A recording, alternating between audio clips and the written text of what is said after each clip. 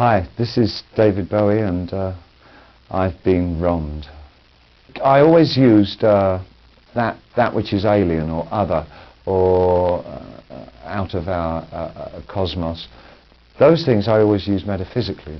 For me, they always represented either a position of alienation or isolation, or they would represent aspects of a spiritual search. For me, they were spiritual metaphors. I've never done good things. I've never done bad things. I never did anything out of the blue. Whoa.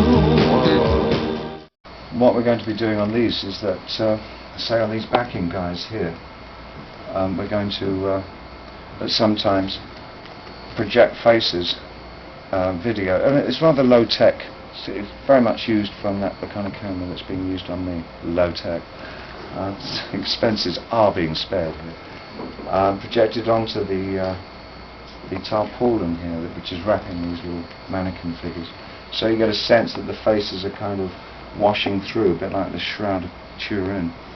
I firmly believe that the centre of culture attracts mediocrity, so that's the area that I stay away from. I tend to look toward the periphery of culture for my enthusiasms, and that's generally where I find the most rewarding things going on. And I add those to what fundamentally is my way of working, and I produce this almost a pastiche or a kind of a patchwork quilt of what contemporary life is about. That's all. And I throw a few flying saucers in.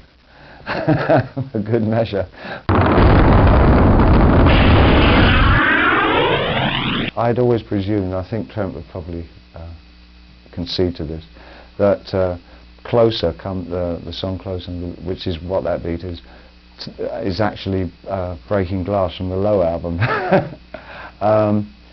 I think we've got a fairly complete admiration for each other's work. I think what he's doing is quite extraordinary, and an interesting approach to new process music. The thing about him I remember is that he wasn't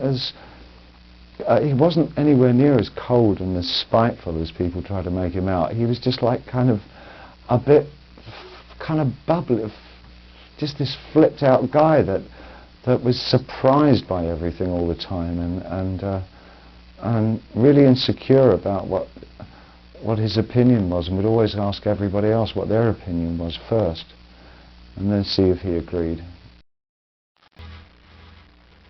This is where the internet comes in useful. You see, because I do such a lot of stuff which is absolutely unbuyable. It's really, I guess you'd call it esoteric, or high-minded, kind of arty stuff that I really like, but nobody else does.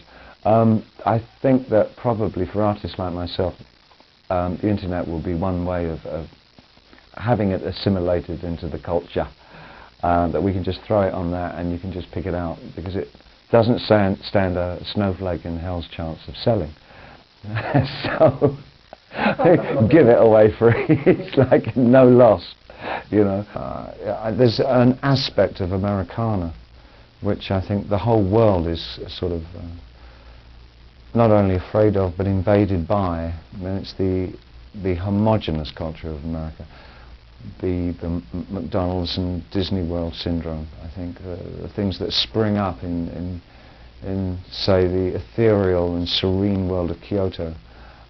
Suddenly, I arrived there the day that the McDonald's opened up, and it was the start of my holiday, and I was so pissed. It really ruined it for me. The streets were full of people waving red flags with little M's on, and it was like, oh please, I didn't come here for this.